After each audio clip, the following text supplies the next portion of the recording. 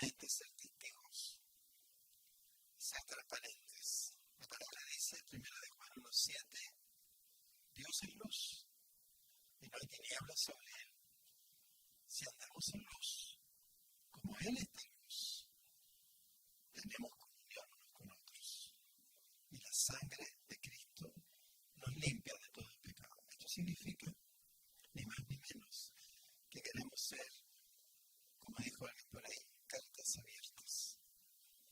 Corazones dispuestos para que ustedes nos conozcan, pero también para que ustedes vean cómo el Señor puede levantar misioneros chilenos con pesos en el bolsillo, con pelo negro, creerle a Dios, como otras generaciones y otras culturas lo han hecho, y poder, ¿no es cierto?, participar de los propósitos de Dios en el cumplimiento de la gran comisión.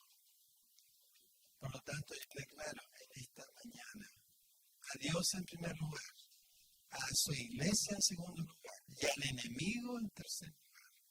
He aquí, toda potestad me es dada en el cielo y en la tierra.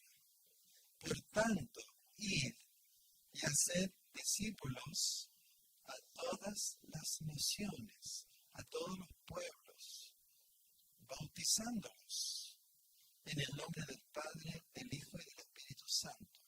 Y aquí yo estoy con vosotros todos los días. Amén. Esta palabra está vigente y nosotros la hemos vivido. Tú también la puedes vivir. Tú también la puedes estar viviendo. Y en primer lugar quiero dejar a mi esposa.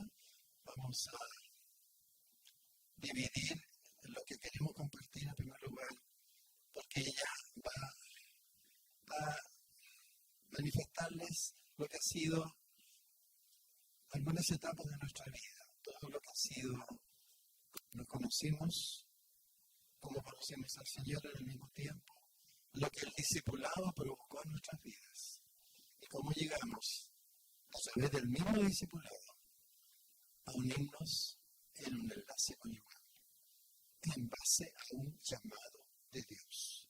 Y esta palabra, el llamado de Dios, es la palabra clave que yo quiero usar en esta mañana. En segundo lugar, luego de estar unidos como pareja conyugal y como ministros del Señor, como el Señor nos llevó a través de Chile a pastorear diferentes iglesias, pero también como el Señor nos llevó a constituirnos en padres. A un ritmo que posiblemente algunos de ustedes van a preguntar, ¿qué? Pero esto fue otra etapa maravillosa que, por cierto, el Señor desenvolvió en nuestro querido país. Y cuando llegó el momento, de una manera que ninguno de nosotros dos se propuso, de una manera quizás desconcertante, sobrenatural, Dios nos sumergió en las misiones. Bueno, yo estoy haciendo un pequeño resumen de lo que Pati va a compartir en cuanto a estas etapas, que desde ya al dar este testimonio puede también significar que muchos otros lo hayan vivido, pero que también tú lo puedes vivir. Muy bien, voy a dejar a mi amada Patricia, cuyo nombre significa honorable.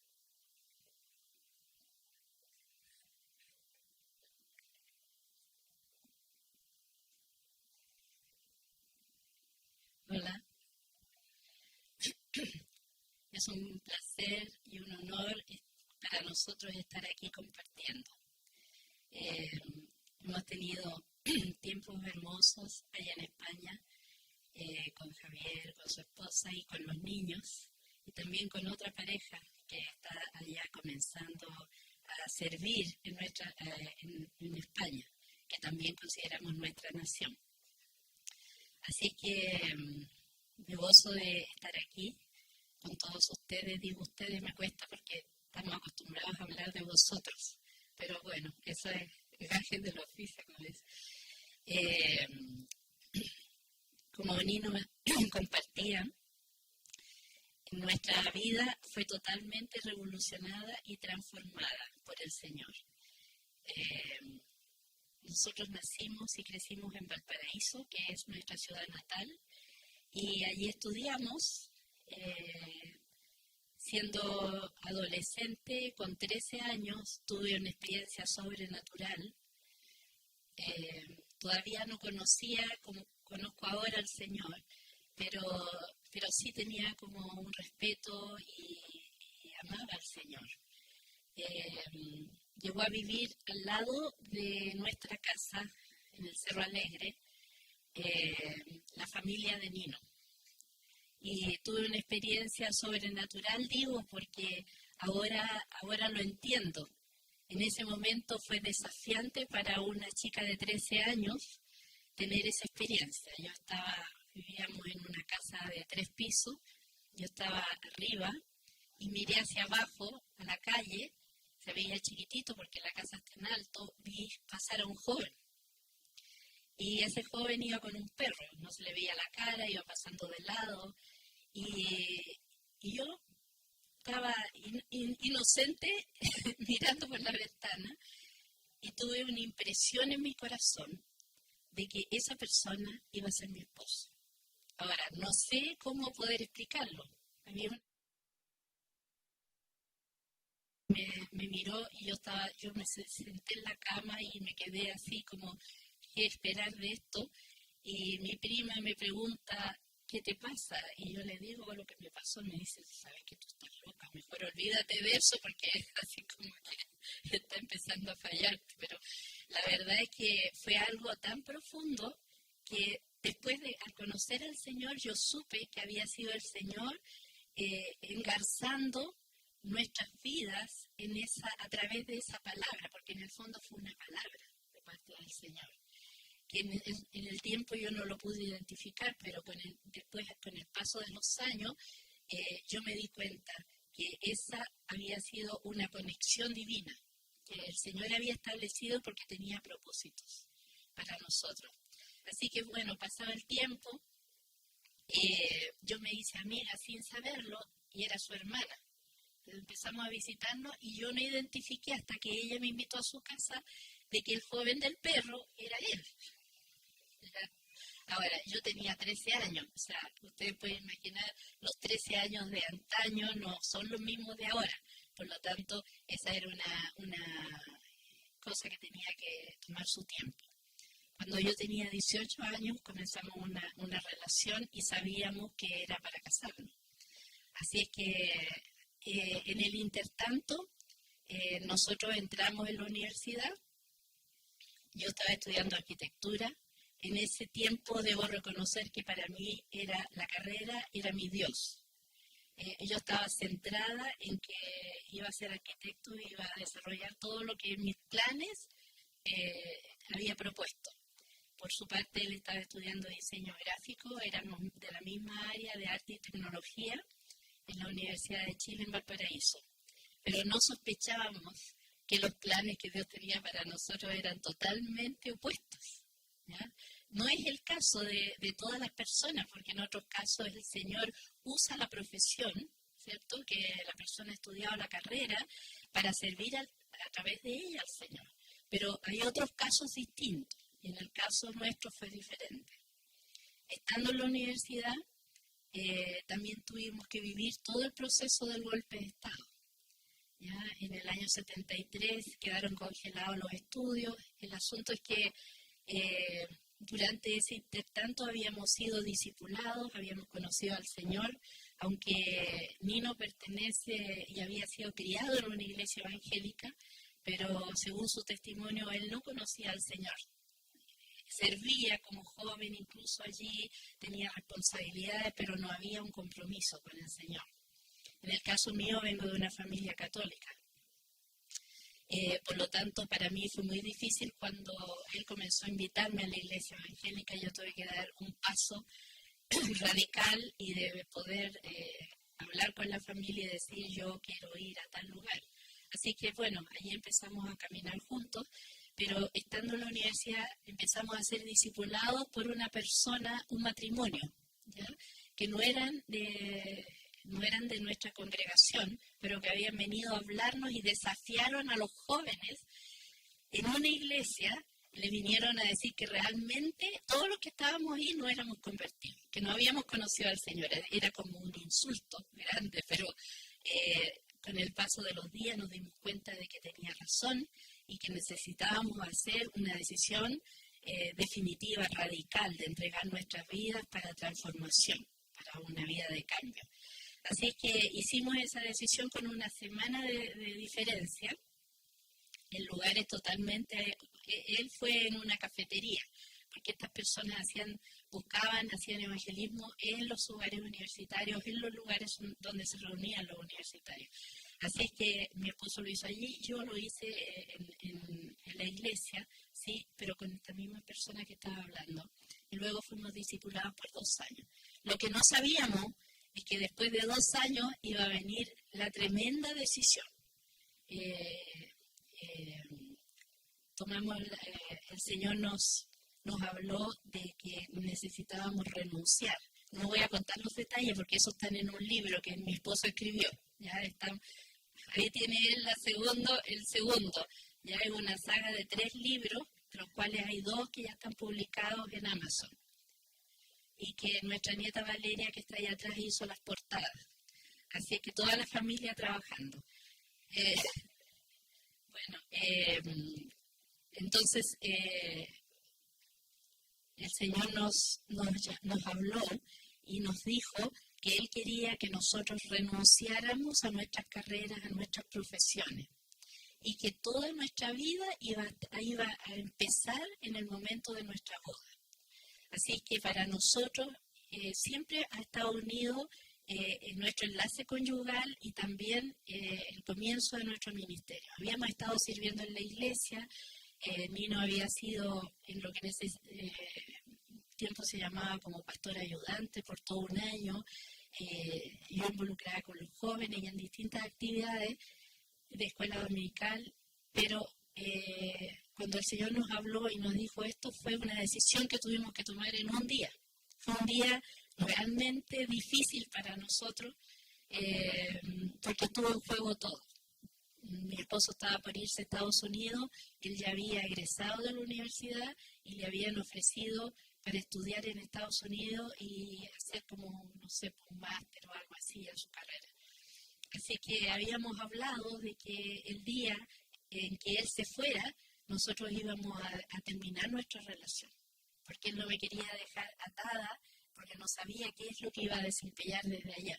Entonces, yo le había ayudado en todo a hacer esta decisión y ayudado en los trabajos, en los papeles legales, en todas las cosas, siempre fui la secretaria. Así es que me tocaba con dolor de mi corazón hacer todo eso, pero cuando un día llegó el obispo de la iglesia, llegó a la congregación y le dio la noticia, le dice: Nino, todo está listo, tú te vas ahora, escoge el día, ya la compra de los billetes está, iba a ser todo expedito. Pero ese día se provocó una difícil decisión para nosotros, porque cuando volvimos a casa de mis padres, él habló conmigo y me vino a decir: me voy, nuestra relación termina. Y hasta aquí llegó todo, porque yo no puedo dejarla atada a algo que va a estar no sé cuánto tiempo. Así que ese día él se fue y ahí empezó el calvario, tanto para él como para mí, porque él tenía emociones contrapuestas. Al tomar la decisión, él sabía que había luchado por eso, pero que se tenía que ir. Y para mí, en el terminar la relación era muy, muy triste y doloroso. Así que fue difícil, hasta la noche. Me recuerdo, no sé por qué estoy contando esta parte de la experiencia, porque son muchas cosas, pero el Señor me motiva a que lo cuente. No sé por qué, habrá alguna persona que esté en alguna situación así, pero yo llegué a la casa y no podía conformarme. Estaba en la casa, me tocaba ir a cantar en el coro en la iglesia y yo decía: ¿cómo voy a cantar con esto? No puede ser. Digo, yo voy a ir a buscar ayuda de mis líderes, me voy a ir a la casa. Vivían ellos como a 5 manzanas, 5 cuadras de mi casa. Corrí Y llegué allá, siempre era una casa grande que tenía muchos discípulos. Siempre había gente, pero ese día no había nadie. Y yo di vuelta a la manzana, golpeé todas las puertas, no había nadie y me devolví corriendo. En ese tiempo hacía todo corriendo.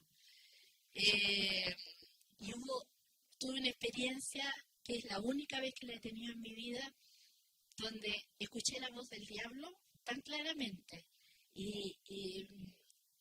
En Valparaíso la avenida está con precipicios así, ¿ya? Había una baranda y yo me puse en el borde de la baranda y el diablo me dijo, tírate, porque no tienes nada más que hacer en la vida.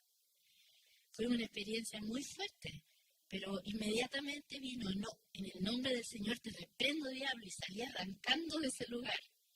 Llegué a casa y después tuve que ir a cantar a la iglesia. Y estaba en el coro de la iglesia y yo digo, Señor, es que no puedo cantar. Así que dejé de cantar y me fui al altar y a orar al Señor y a decirle, Señor, ¿qué pasa con esto? Y en eso él llama por teléfono a la iglesia y me dice, vengas inmediatamente porque tenemos algo de conversar. Así que imagínense, las emociones de ese día fueron tremendas. Y cuando él llegaba en la noche, tarde, mi papá estaba esperando con las llaves porque eran muchas puertas que cerrar hasta llegar abajo. Así que él llegó y me dijo todo rápido, dice, el Señor me ha mostrado, ya no me voy a Estados Unidos, me quedo, dice.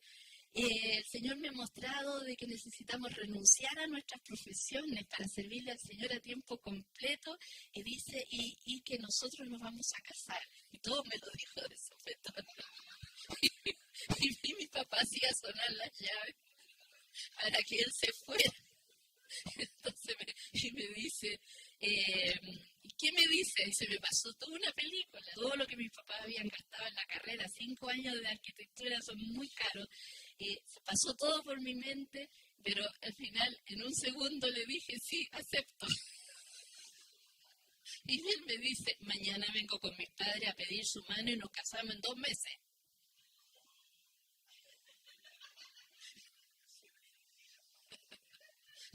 Así que por eso que le cuento que fue un día de emociones fuertes. Si pudimos soportar eso, ya podemos soportar cualquier cosa. Así que, bueno, al otro día vino, se concretó, no voy a contar todas las intervenciones divinas que hubo en esa pedida de mano, porque están en el primer libro. Así que, bueno, no nos casamos en 2 meses, pero nos casamos ya en 3 meses. Esto fue en diciembre, nos casamos en marzo de 1974.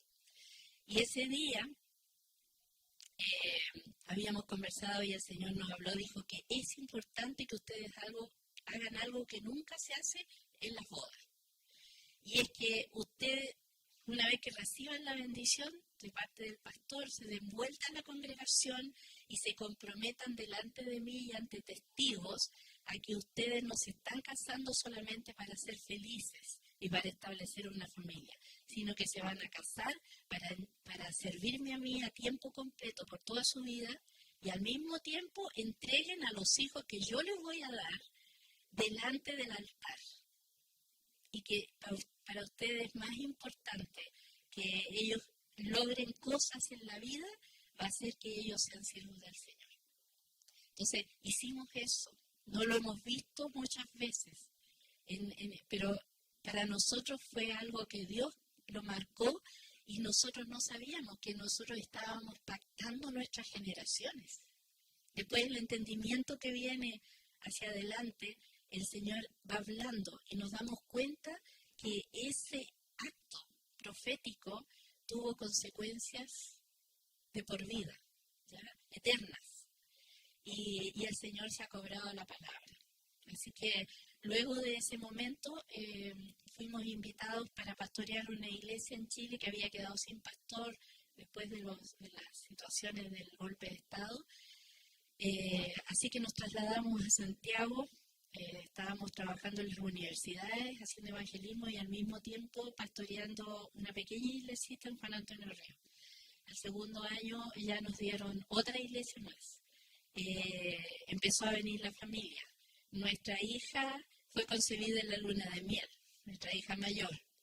y nació antes de tiempo. Así que imagínense, la familia comenzó rapidito. A los 8 meses ya teníamos bebé, estábamos pastoreando iglesia, nos cambió la vida radicalmente. Pero así empezamos a servir al Señor en distintos lugares. Estuvimos en Santiago, en Valparaíso, después estuvimos en Chuquicamata y Coronel. Todo esto en 7 años. Y en el intertanto nacieron también nuestros 3 hijos. La familia decía, ustedes dejaron todo y más encima están trayendo hijos al mundo, es que son unos irresponsables. Bueno, había muchas cosas, voces que empezaron a venir a nuestra vida, pero el Señor fue tan bueno, porque cuando estábamos en el embarazo de nuestra tercera hija, ya el peso de las voces estaba siendo muy fuerte, así que estábamos nosotros orando, Señor, confírmanos que estamos en lo correcto. Claro, porque me casé a los 25 y a los 22 y a los 25 tenía los 3 niños. ¿Ya? Entonces ahí el Señor nos estuvo hablando toda una noche.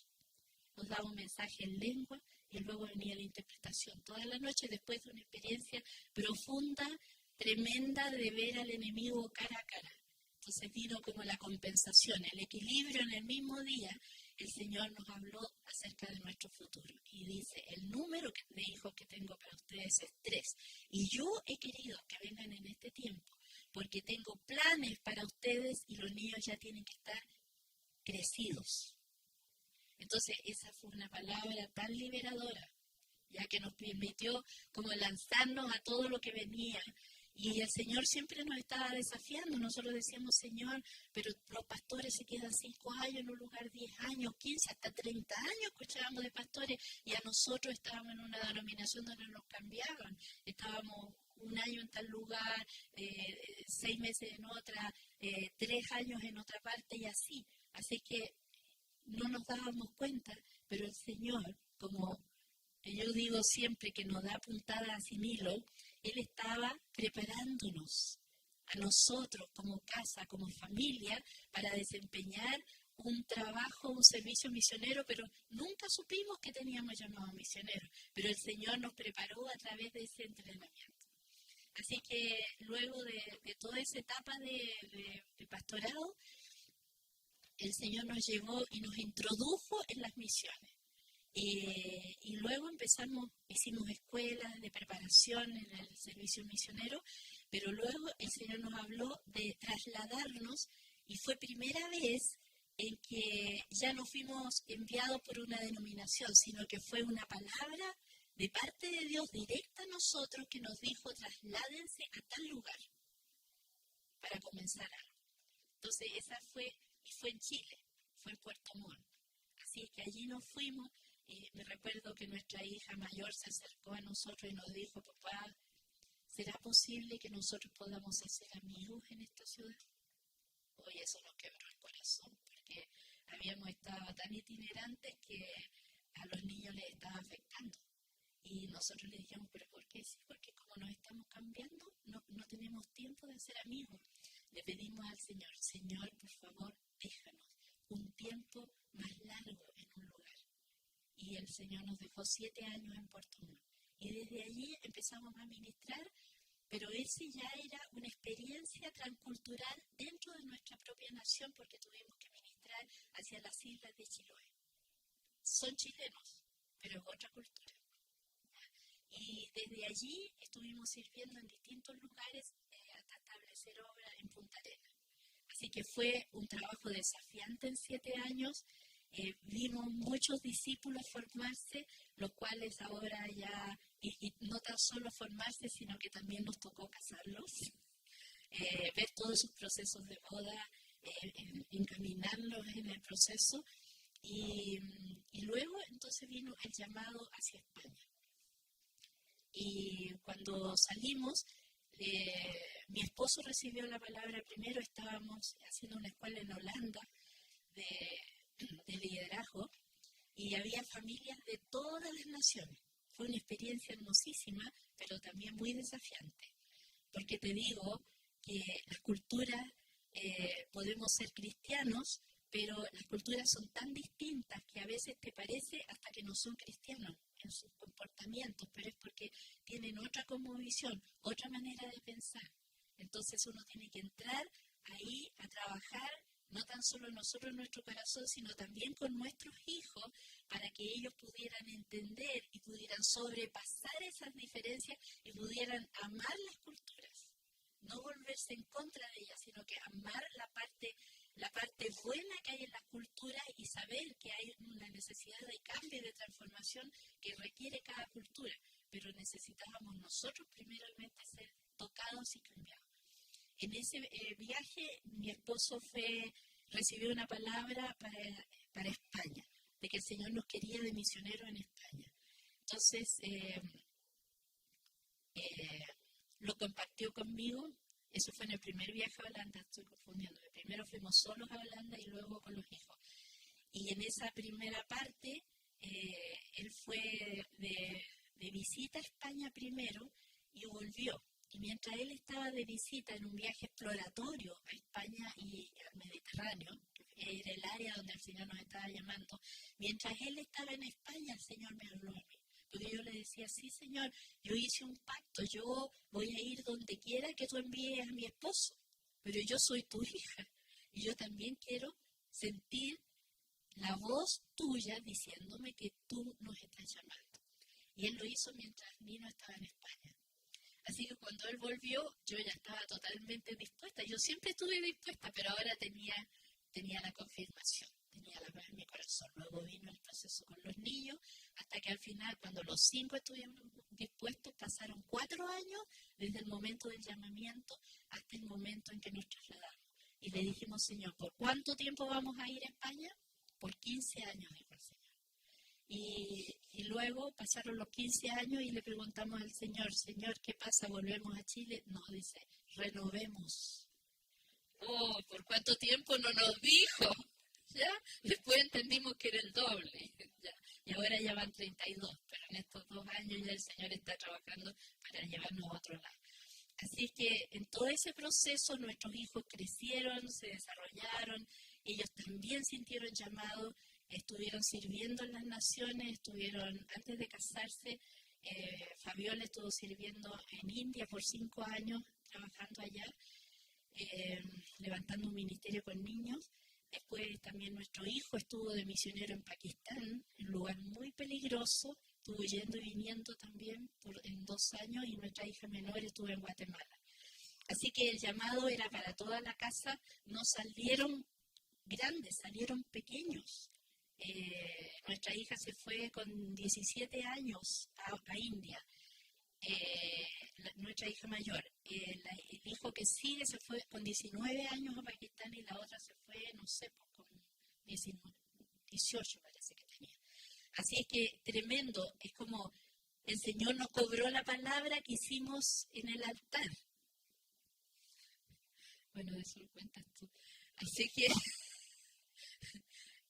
el Señor se cobró la palabra y nosotros nos quedamos un momento solos en España. Estábamos casi recién llegados y nuestros hijos ya se habían ido y nos quedamos, como dice mi esposo, con una perrita que habíamos traído a causa de nuestra hija menor, y ella se fue y la perrita quedó con nosotros.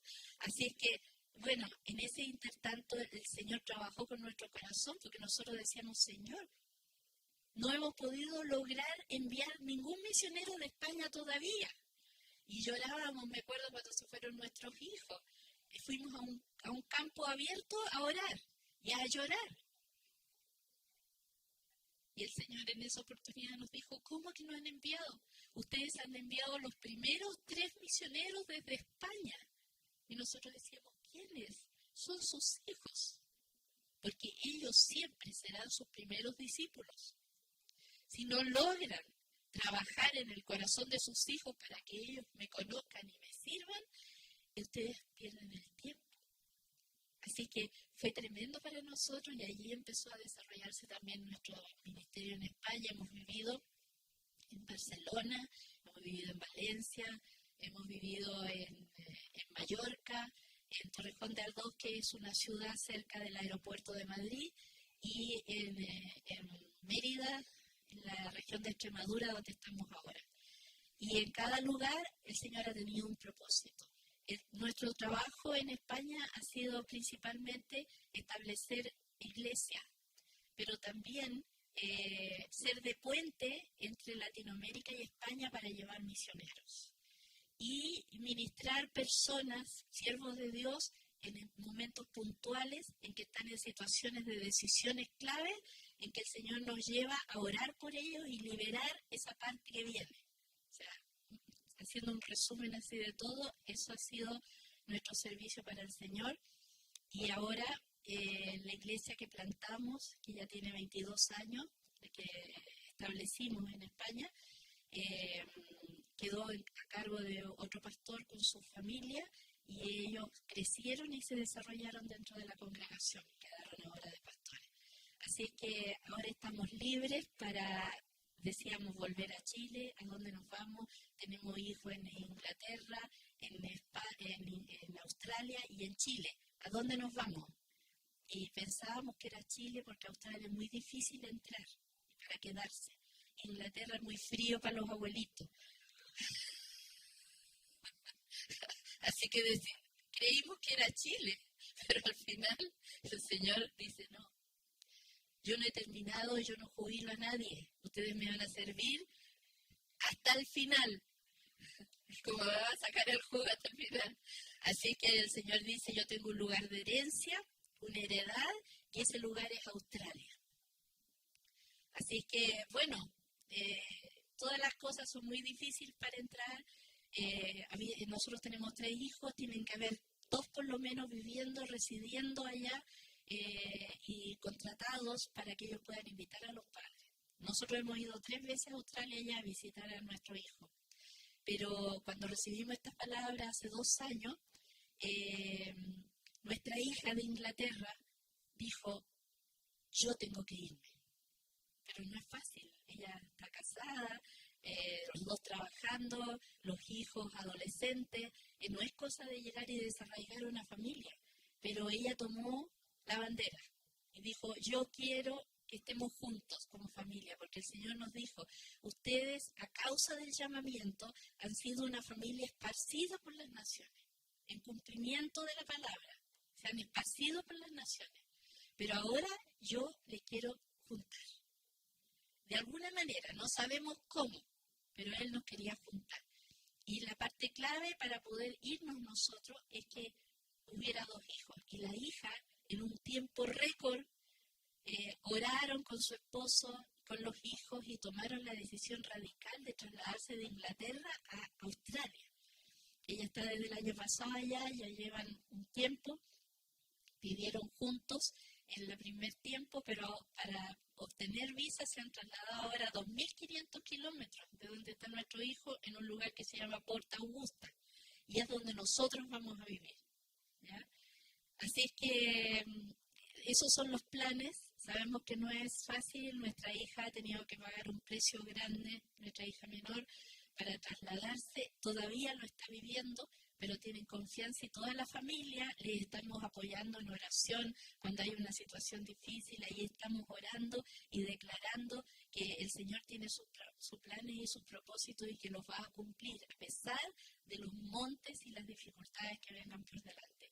Nuestros planes, según lo que el Señor nos ha mostrado, es que este año dejamos todo en España y nos trasladamos después de 32 años de vivir allí porque ya es nuestra casa. España es nuestra casa, tenemos doble nacionalidad española, nos sentimos españoles y amamos España, así como amamos Chile, que es nuestra ciudad, nuestra nación. Pero el Señor nos envía a Australia porque tiene propósitos. ¿Será que Él tiene cosas para nosotros allá? Ya han surgido cosas que nos han pedido de allá que hagamos, ¿ya? Que están las puertas abiertas para que podamos ministrar. Pero el motivo principal es poder estar con la familia y derramar todo lo que el Señor ha hecho en nuestras vidas y que no hemos podido compartir con nuestros hijos y nietos más que en ocasiones puntuales. ¿Ya? Ahora derramarlo porque el Señor va a seguir usando. Y el Señor nos dijo, esta es una casa de generaciones. esta es una casa a las naciones. Por lo tanto, eso es un desafío grande y nuestra principal tarea ahora es involucrarnos en nuestros hijos y nuestros nietos. Siempre lo hemos hecho. Y bueno, acá tenemos un yerno presente y a una nieta, nuestra nieta mayor, y realmente tenemos la convicción y es nuestra petición al Señor que nunca, nunca, nadie de nuestra descendencia se aparte del Señor. No tan solo eso, sino que le sirvan. Y el Señor me dio una palabra y me decía que nuestra casa iba a ser para Él una cantera de la cual iba a extraer constantemente llamamientos, ministerios, siervos de Dios y misioneros. Así es que eso es nuestra alegría. Nunca me he arrepentido de haber dejado la carrera. Es como que quedó allí. El Señor dijo, hasta aquí, y hasta ahí llegó. Y nunca, ni siquiera tuve tristeza por haberlo dejado. Y el Señor ha sido fiel. Todo el tiempo Él ha sido fiel. Nunca ha fallado, porque el que llama es el que provee y el que te acompaña durante todo el camino. Ha movido experiencia tremenda en todos los tiempos. ¿Ya? Es desafío tras desafío. Pero siempre el Señor nos ha dado la salida. Una salida airosa y de victoria para ir adelante. Así que mi ánimo para todas las familias que están aquí representadas, porque no sabemos cuándo el Señor llame a uno de tus hijos o te llame a ti para ir y servirle y dejarlo todo. No es fácil, pero las recompensas del Padre son tremendas. Así que yo los bendigo con todo mi corazón y gracias por la oportunidad. Señor los bendiga.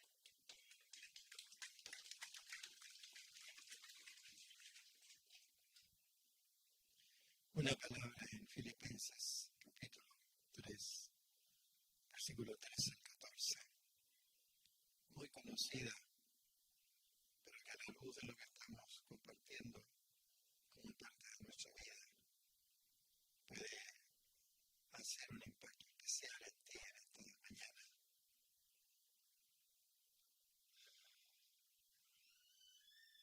Una cosa hago, olvidando ciertamente lo que queda atrás y extendiéndome a lo que está por delante, prosigo a la meta del supremo llamamiento en Cristo Jesús. Una cosa, olvidando lo que queda atrás, me extiendo a través de las sendas antiguas de sus mandamientos hacia la meta del supremo llamamiento. Qué importante es ser hijo de Dios y tener un llamamiento de Dios. Qué importante que este llamamiento constituya desde ya una garantía de mi identidad como persona y de mi propósito para vivir, no subsistir, vivir, sobrepasando obstáculos, apagando fuegos impetuosos, acallando bocas de leones y con paso firme, puesto los ojos en Jesús, extenderme hacia Él cada día, despojándome de todo peso que me agobia y disponiéndome para continuar luchando la buena batalla por Cristo, aunque también disponiéndome para correr o para caminar por la senda que Él trazó para mí. Y por supuesto, recuerden, este llamado del que habla no es un llamado individual, aunque en un principio es un llamado personal. Sin embargo, por el testimonio que han escuchado, puede ser un llamado de dos personas unidas en enlace conyugal y también un llamado familiar. Este es el diseño original del Entonces, vamos a usar algunas analogías. No voy a extenderme demasiado, pero voy a usar algunas analogías para que a través de las cosas que el Señor nos ha revelado o nos ha hecho vivir, podamos llegar a tener todos una mayor comprensión, entendimiento de lo que es el llamado de Dios. Yo creo que a todos nos gusta la alabanza, la música, el canto. Yo creo que todos nosotros admiramos todo lo que constituye una orquesta sinfónica. Desde ya la orquesta sinfónica no tendría razón de ser si no hubiera sinfonías que tocar. Por lo tanto, necesitamos que haya un compositor de la gran sinfonía de las buenas noticias de salvación.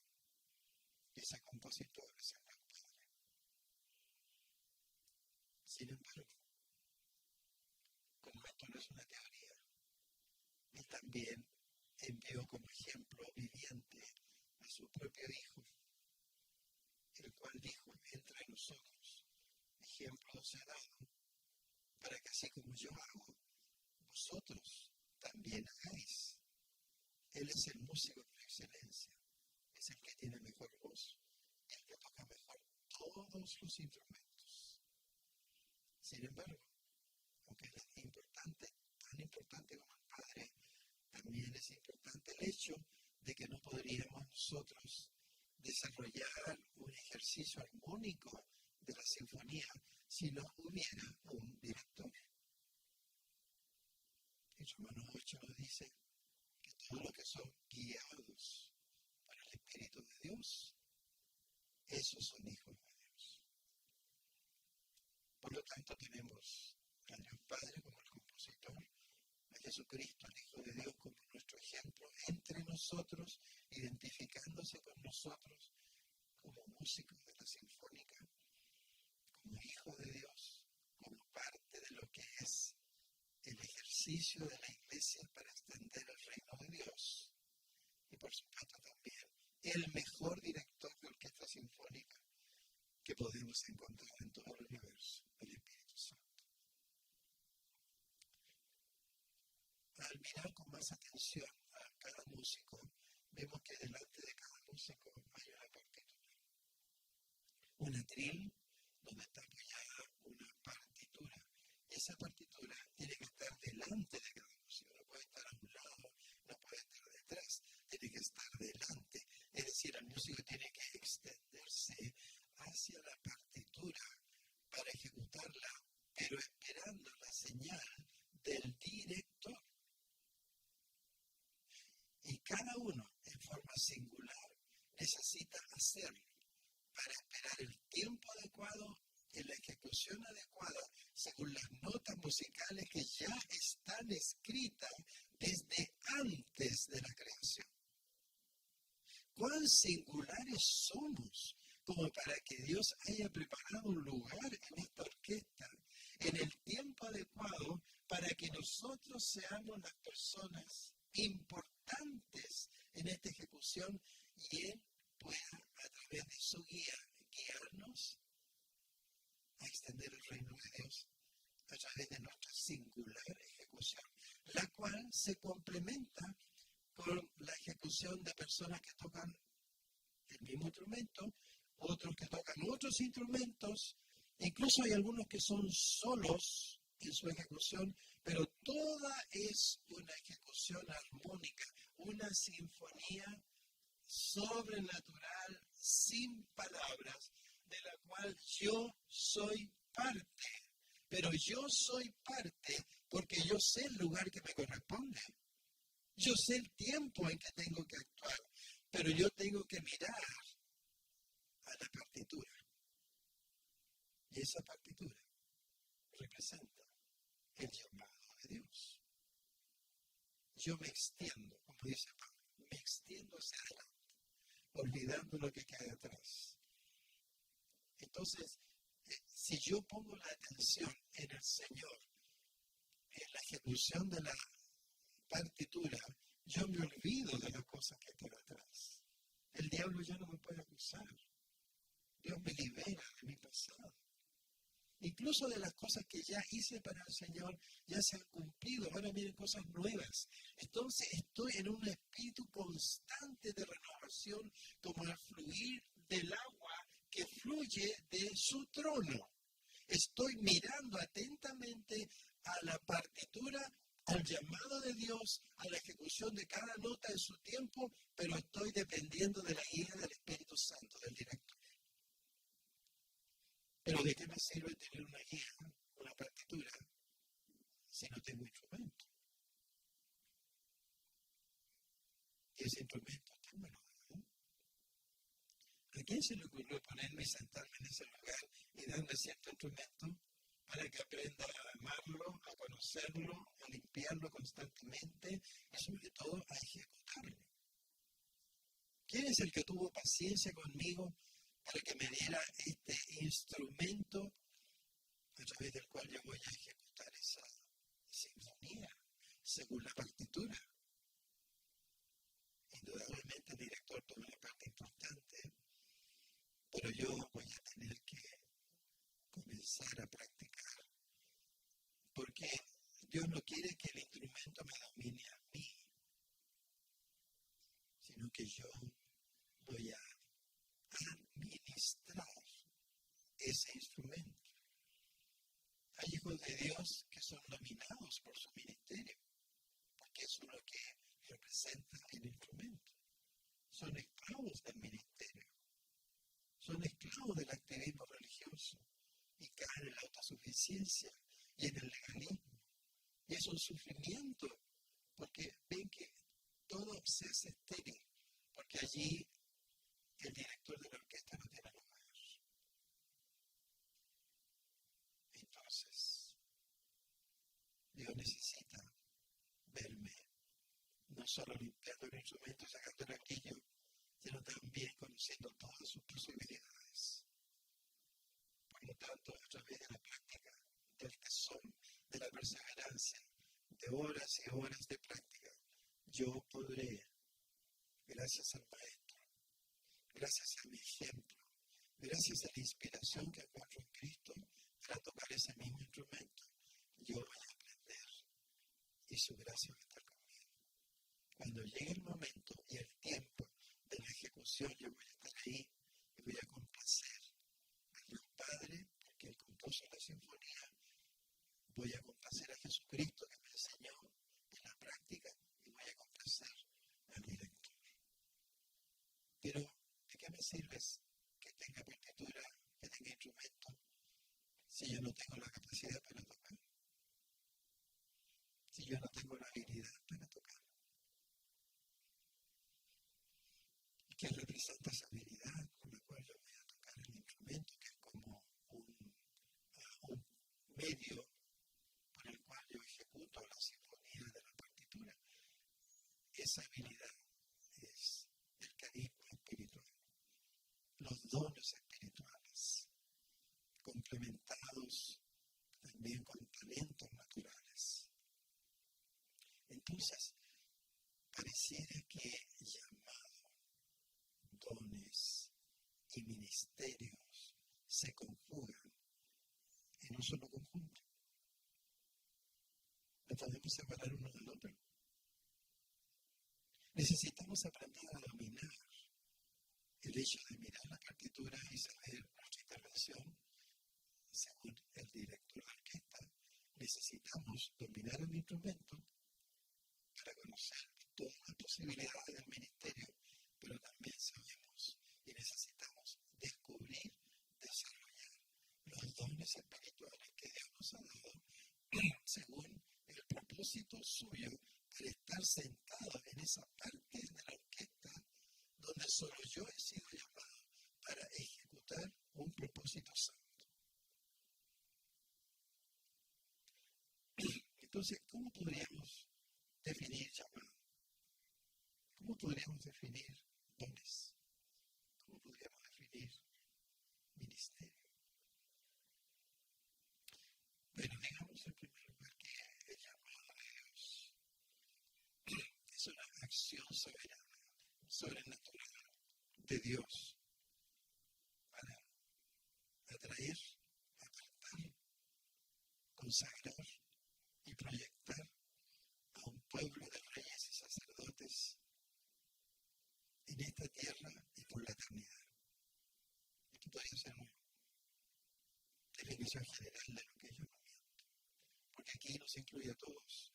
Todos somos llamados, todos somos reyes y sacerdotes destinados a reinar y a gobernar con Él. Todos somos llamados a formar parte de una ejecución sobrenatural, singular y única a través de la orquesta sinfónica. Pareciera entonces que la unicidad es importante. Pareciera entonces que la armonía con que todos los músicos tocan en aras de una sinfonía colosal es importante. Pareciera importante también que yo necesite conocer las posibilidades de mi instrumento, que yo confíe en que lo que el Espíritu Santo me está guiando a tocar está realmente ya comprobado y que Jesucristo, la inspiración, ya me lo demostró. Y es importante también poder confiar en ese magnífico director para poder ejecutar con maestría toda la tarea que el Señor quiere realizar a través de toda la orquesta. No hay ninguno que pueda decir, sabe, este instrumento no me gusta, cámbiamelo. O sabe, yo me voy a cambiar a otro lugar. No me gustan los instrumentos de cuerda, me voy a cambiar a un instrumento de percusión o de viento. No podemos hacer eso. ¿Por qué?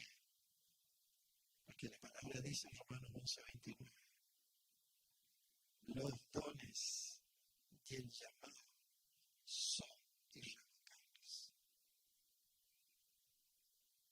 Dios ya determinó cuál es tu llamado y por lo tanto cuáles son tus dones. Estoy hablando ahora en un contexto personal. El deber de cada hijo de Dios es conocer todas sus posibilidades a través de las habilidades que Dios ha dado, sean sobrenaturales como carismas o sean como talentos naturales. Pero con respecto a los dones, 1 de Pedro 4:10 nos dice, cada miembro de la orquesta, cada uno, según el don que recibió, ministre. O sea que el ministerio está determinado por los dones. Qué tremendo, ¿no? Está bien que ayudemos, está bien que ejerzamos una labor de servicio, de ánimo, que oremos, está bien, forma parte de lo que es la responsabilidad general de la iglesia. Pero llega un momento en que Dios empieza a actuar en forma más precisa para conmigo, para poder yo descubrir mi propia identidad como ejecutor de sus obras en el poder del Espíritu Santo y descubrir los dones que Él me ha dado. Eso es maravilloso. Es una aventura de fe tremenda. No solo el descubrir los dones, sino también poder comenzar como una persona que aprende a conducir un coche. Poder ganar confianza en la práctica. Vamos a meterle la pata, como decimos vulgarmente. Es inevitable en la medida del aprendizaje, pero necesitamos ganar esa confianza, esa manera de actuar fluida que da ciertamente el poder conocer nuestras posibilidades. Pero también en Colosenses 4:17, Pablo habla y dice, mira que te exhorto a que cumplas el ministerio que te he entregado. Porque ahí todos tenemos que dar cuenta, Señor. Todos tenemos que dar cuenta de cuál ha sido nuestra labor, nuestra tarea. Entonces, por ahí nos recordamos de ese versículo tan conocido que dice, a los que aman a Dios, todas las cosas les ayudan a bien. Y nos quedamos ahí. Hasta ahí nos gusta ese versículo. ¿Qué dice después?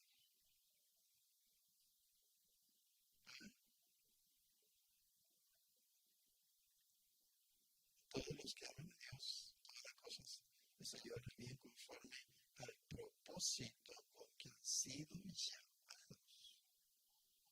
Amados, estamos hablando entonces de que todas las cosas llevan a bien conforme al propósito de tu llamado. De la importancia de que tú estés consciente de tu lugar en la orquesta sinfónica y de la ejecución que estás realizando. Todas las cosas ayudan a bien. Entonces, el Señor nos exhorta, 1 Tesalonicenses 5:24, fiel es el que te llama. Ahora, digámoslo en plural. Fiel es el que os llama, el cual también lo hará. Es decir, si tú escoges depender de mí, si tú escoges verdaderamente llevar adelante todos los recursos e instrumentos que yo te doy, yo voy a estar contigo. Nada es imposible si tú crees en mí y yo creo en ti. Tú en mí, yo en ti, para que seamos uno. Lo último que quiero decir es esto. Voy a poner en pie porque me siento maniatado. Y eso que ayer estuve con los nietos jugando a la playa y me hice un desgarro aquí en la pantorrilla izquierda y aquí en el muslo. Imagínense ponerme a hacer un sprint con mi nieto de 16 años que está preparándose y entrenándose para la triatlón de Pucón. Yo, un anciano de 77 años, atreviéndome a competir con mi nieto. Pero luego poniéndome a jugar a las paletas con mi nieta. Y claro, la pelota se caía al agua y había que correr, si no el agua se la llevaba. Y ahí me dio el tirón aquí atrás. Pero, aunque esté cojo, la palabra dice en Isaías, los cojos se arrebatan el botín. Bueno, no voy a empezar a hablar como abuelito, por favor. Digámoslo de esta manera. El llamado de Dios podría tener dos caras. Estoy simplificando al máximo. El llamado de recibir salvación. Mis ovejas están en mi mano, yo las conozco, ya me siguen. Nadie las puede arrebatar de mi mano. Esto es como un nidito de amor ahí donde el Señor nos atacacha, según los mexicanos, y claro, ahí crecemos. Pero la otra cara del llamado es el llamado a proclamar la salvación. Y ahí ya la cosa no está tan acogedora, ahora es una pista de despegue. Entonces, como el halcón que es levantado y el entrenador le quita la venda de los ojos y le muestra el objetivo y lo envía. Así es el Señor con nosotros. Entonces, quiero utilizar dos figuras en cuanto al llamado a la salvación. Juan capítulo 11, el episodio de la resurrección, ¿no es cierto?, de este amado amigo de Jesús. ¿Cómo se llamaba? Lázaro. Muy bien. Jesús estaba conmovido profundamente y lloraba por su amigo Lázaro. Ya. Pero la parte clave que yo quiero destacar es que llega un momento dado que el Señor dice a los que están con él, quitad la piedra. Ahora, es muy importante que para una persona que Dios ha puesto como un objetivo para llamar a su reino, las piedras sean quitadas, el camino sea allanado y preferentemente las personas que se mueven antes de que ocurra esa entrega. Los discípulos necesitan moverse en intercesión y realizar toda la tarea previa que sea necesaria de quitar piedras. Ahora, cuando la piedra principal, porque siempre hay una piedra principal, cuando la piedra principal del sepulcro fue quitada, la oscuridad huyó. ¿Por qué huyó? Porque al quitar la piedra entró la luz.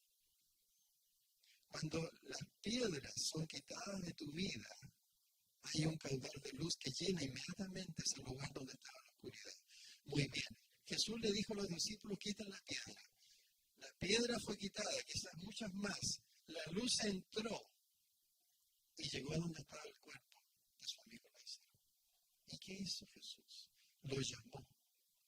Lo llamó con voz poderosa, con la voz del Señor de señores, con la voz de aquel que vencería y que vencerá y que venció la muerte y el pecado, y manifestó la resurrección sobre los muertos y la iniquidad. Muy bien, Él lo llamó. ¿Y qué fue lo que pasó con Lázaro? Lázaro vino como pudo, maniatado, salió por la puerta de la cueva, ¿y qué hizo Jesús? Jesús le dijo a los discípulos, desatadle y dejadle ir. Él delega en los discípulos toda la tarea previa y posterior de personas que vienen al reino. Y esto es lo que constituye el llamado de la salvación. Es Él el que llama. Es una acción dinámica, activa, que sale de su corazón. Él está conmovido profundamente por la muerte de esa persona, por la prisión y la cautividad en que esa persona vive. Él tiene emociones. Él puede reír y puede llorar por ti. Y cuando Él entonces ordena todos los pasos previos para la liberación del que está cautivo, Él usa a sus discípulos. Un discípulo es una persona que no solo ama al Señor, sino que el Señor confía en Él. Él le comparte todos sus misterios, todos sus anhelos. Deleítate en Jehová y Él te considerará las peticiones de tu corazón. Deleítate y Él te concederá las peticiones de tu corazón. Esto pasa, en primer lugar, por los motivos de nuestro corazón. Dice la palabra que Él mira el corazón. Pero ¿qué es lo que mira? Él mira los motivos del corazón. Y realmente yo he llegado a entender que hay dos motivos principales. El primero es buscar la gloria de Dios. Que Dios sea glorificado en freír un huevo, en ayudar a una cena a atravesar la calle, o limpiar los baños cuando no hay nadie que te ve. Dar la gloria a Dios. Motivo. Él no mira lo que haces, Él mira el motivo. Puede que tú hagas cosas para que otros te vean. No, el Señor capta el motivo de buscar su gloria cuando realmente nuestro motivo es puro. Y el segundo motivo es buscar la gloria del hombre. Jesucristo dijo así, gloria de los hombres no recibo. Entonces, si nosotros estamos sirviendo al Señor religiosamente y estamos actuando autosuficientemente, desarrollando una tarea de servicio en que nuestros intereses están por sobre todo. Entonces, la gloria del hombre no es un motivo correcto. Ahora, en primer lugar están los motivos. El motivo de buscar la gloria de Dios es muy importante. Esta búsqueda me lleva a conocer a Dios de una manera progresiva. Y al conocer a Dios de una manera progresiva, yo voy a conocer los anhelos de Dios porque Él me los confía. La verdad es que Él es el anhelo personificado. Y al conocerlo, yo conozco los anhelos de mi amado. Y Él me va a transmitir sus anhelos. Y Él va a colocar en mí el querer y el hacer por su buena voluntad. Eso desde ya implica dependencia y compromiso. Nadie que no sea comprometido con Cristo puede percibir el llamado de Dios. Entonces, ahí tenemos el llamado a la salvación. El llamado a proclamar la salvación. Bien puede ejemplificarse a través de una experiencia que tuvimos con mi esposa antes de comenzar todo el ministerio en las islas de Chiloé. Veíamos muchas cosas que el Señor nos mostraba, pero un día el Señor nos encaró y nos confrontó. Y nos dio el pasaje cuando le dice a dos discípulos, vayan a la aldea de enfrente, van a encontrar un pollino de asna que está atado, hable con las personas encargadas y pídanle que lo necesito, y díganle, y ellos lo van a prestar y ustedes tráiganlo a mí. ¿Se acuerdan de ese pasaje? Bueno, el Señor nos dijo esto.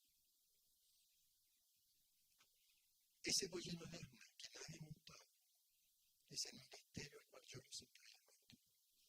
Mis ángeles lo están cuidando. Y cuando yo dé la palabra de que el ministerio sea liberado, mis discípulos lo van a liberar. Ellos lo van a ir a buscar y lo van a traer a mí. Lo traerán a mí.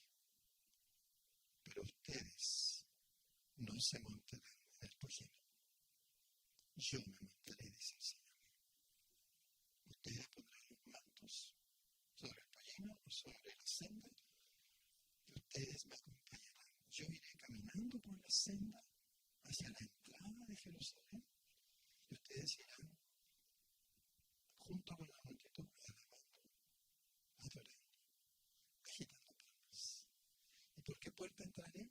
Por la puerta del oriente. ¿Qué es el oriente? La gloria de Dios.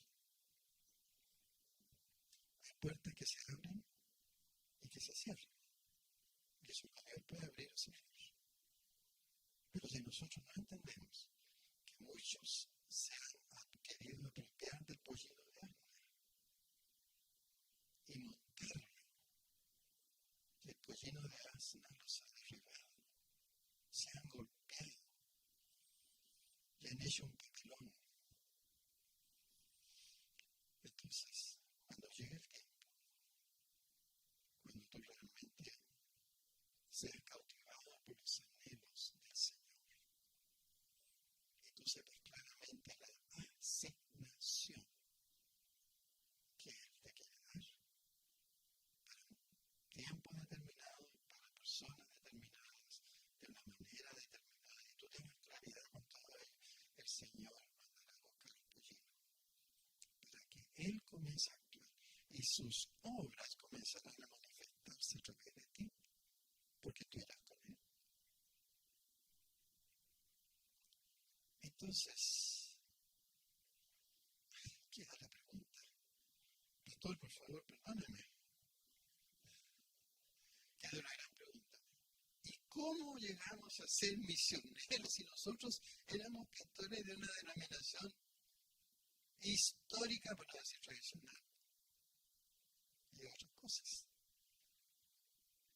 ¿Cómo? Bueno, ahí estaba el pastorcito Nino, un día en la casa pastoral, y se puso a leer uno de los muchos libros que tenía. Se llamaba Alabemos. Un autor inglés, Jackson Cornwall. Pero es interesante, voy a empezar a leer. Nosotros en ese tiempo estábamos pastoreando un circuito de 3 iglesias. Teníamos un centro de discipulado. El día domingo en la tarde, jóvenes de las 3 iglesias venían y eran ministrados. Y había un sentir en mí. Si hay algo que yo no quiero, es mandar a estos jóvenes al seminario teológico. Lo sentía en mi corazón que iban a estar totalmente encuadrados. Tiene que haber un lugar, dije yo. Tiene que haber un lugar donde puedan ampliarlos. Yo en este momento, Pati y yo estamos dando lo que entendemos de ti, Señor. Pero, Señor, yo quiero que tú actúes de alguna manera. Claro, comencé a leer el libro, era muy interesante sobre lo que es la alabanza. Y de repente, doy vuelta a la página. Es como que cambia el libro, cambia el tema, y empiezo a leer sobre una agencia misionera que prepara jóvenes para las misiones. Yo dije, ¿qué es esto? Pero esto, ¿cómo puede estar aquí? Y daba vuelta a la página y la miraba de nuevo, y seguía y seguía. Y yo dije, en un momento, este es el lugar. Este es el lugar donde vamos a enviar a nuestros jóvenes. Pero yo no tenía idea de dónde estaba esta cosa. Señor, dije, yo quiero que tú personifiques este anhelo mío y me des a conocer un miembro de esta agencia. En algún lugar, no tengo idea de dónde están.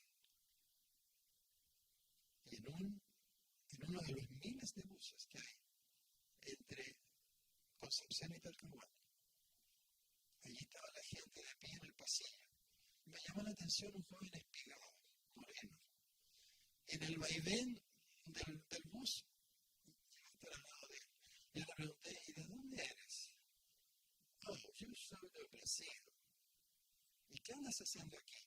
Yo estoy reclutando obreros para el Mundial de Fútbol, año 78. ¿Pero quién eres tú? Yo soy miembro de una agencia misionera. Y me dijo el nombre de la agencia misionera. Yo le dije, pero esto es extraordinario. Yo andaba con una persona que llenara los requisitos que tú tienes. Dime, ¿dónde está la comunidad? Ah, está en el paradero 40 de la Ventana en Santiago. Bueno, ya voy a ir. Dame la dirección, dame el teléfono. Bueno, llegué, me interrogaron, me dijeron, pero ¿cómo llegaste acá? A través de un libro y a través de una persona que pude conocer. Sí, ¿qué libro era ese? La vemos. No, bueno, ya se los mostraré cuando vayan. Bueno, el asunto, contando una historia larga, muy corta, volví al libro. Comencé a buscar. Nunca más encontré la página. Nunca más. Y allí yo entendí que el Señor puede realizar cualquier acto milagroso sobrenatural a tu favor para que tú ejecutes tu llamado. ¿Te fijas que me pongo como abuelito de repente? Bueno, lo único que quiero al final pedirles, si alguno de ustedes siente el llamado de Dios, podría volverme más radical y decir, ¿hay alguien aquí que tenga un llamado misionero? Antes que lo diga, primero piénsatelo bien. Calcula bien el costo. Porque es una tarea extrema y radical. Pero Dios nunca llama a aquellos que no están capacitados potencialmente.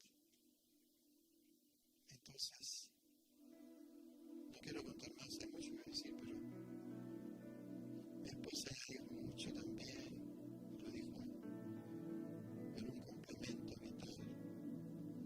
Entonces, amados, si tú realmente percibes que tienes un llamado de Dios, ponte en pie. Ponte en pie.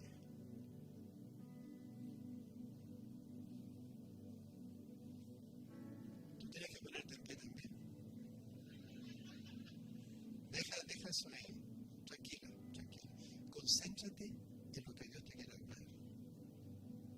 Déjalo. Concéntrate en lo que Dios te quiere hablar, porque Él te ha preparado. Te está preparando. De aunque tú has jugado con el temor del que dirán, temor al futuro, temor de los recursos.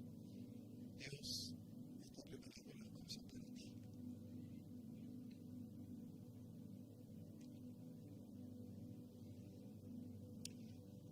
No es casualidad que yo haya visto esa página en un libro que se llama La Vemos, porque eso es lo que levanta las cadenas, los pesos de nuestra espalda para ser libres. Y tú estás buscando ese grado de libertad, porque la libertad en Cristo es estar en el centro de su voluntad y poder tomar decisiones según su corazón. Entonces, Señor, yo quiero abrir un portal en tu nombre. O mejor dicho, tú lo estás abriendo. Señor, tú eres un Dios carpintero. Primero abre las ventanas. Yo veo y siento aquí, percibo en mi espíritu que hay varios que han mirado por la ventana a lo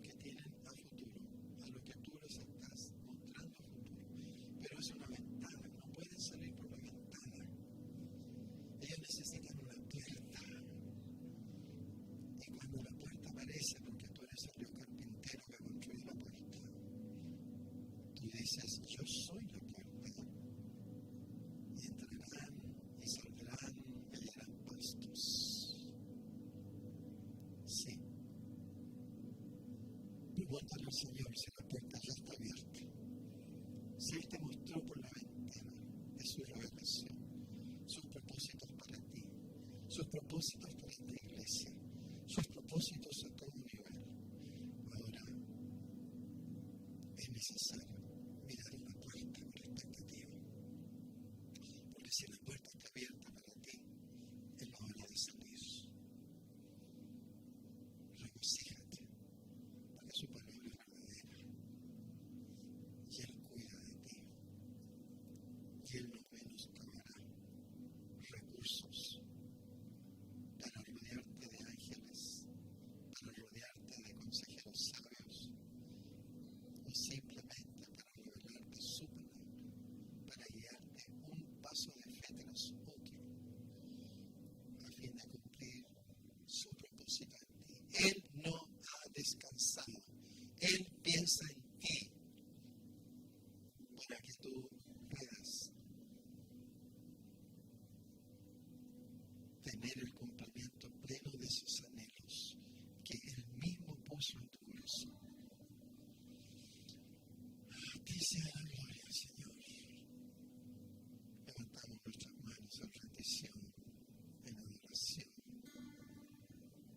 Declaramos que de ti proviene toda manifestación gloriosa de tu verdad, de tu poder, de tu autoridad, para guiarnos y ser, oh Señor, obreros eficientes y efectivos en el reino de Dios.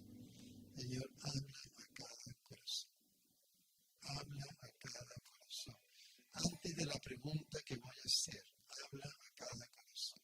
Liberamos la buena palabra, poderosa, certera, personal, ungida y directa del Espíritu de Dios.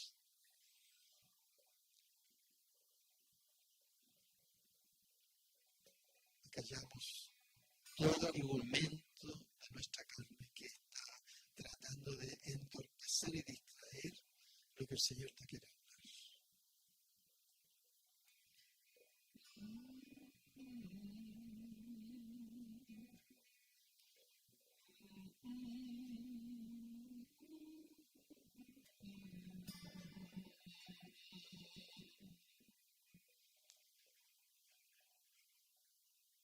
Ve en libertad la presencia del Señor. El Señor quiere que seas libre para obedecerle. Libres para no pecar. Libre para complacerle.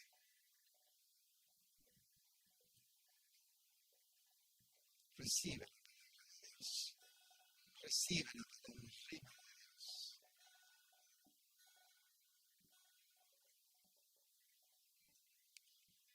Y yo te digo que el que está aquí delante de ti, junto a mi amada, somos árboles trasplantados.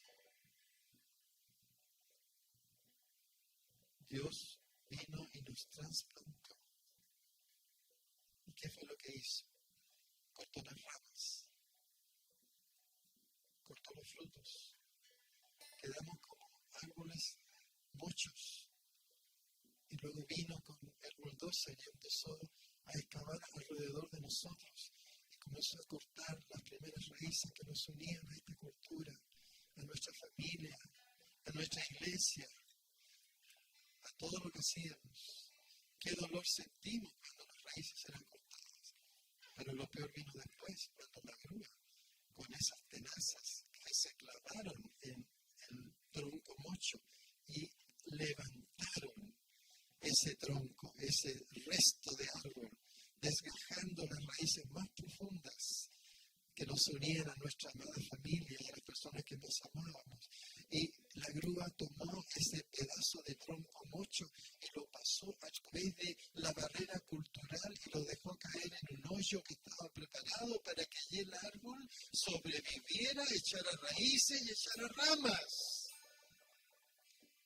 Acá acabo de decirte lo que es un misionero. Dios no mira por las fronteras políticas de las naciones. Él mira por las fronteras culturales de los pueblos.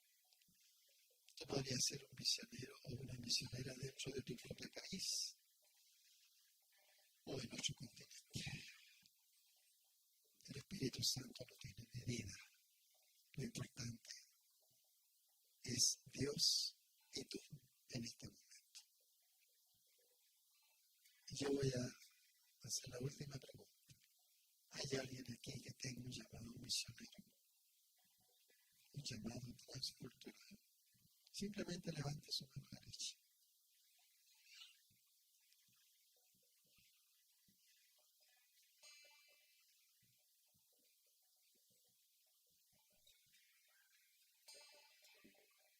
Vengan aquí adelante. Muy valientes y humildes.